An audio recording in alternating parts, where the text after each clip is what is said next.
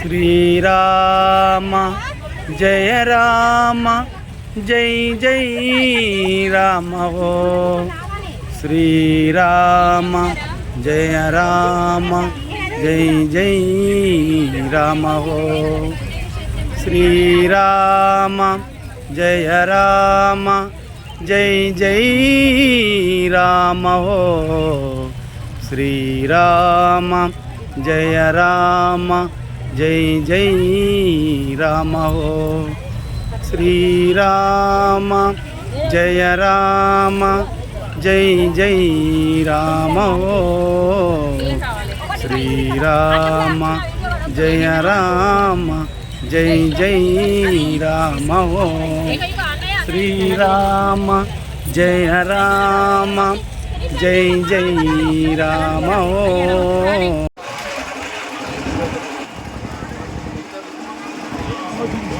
Hold on,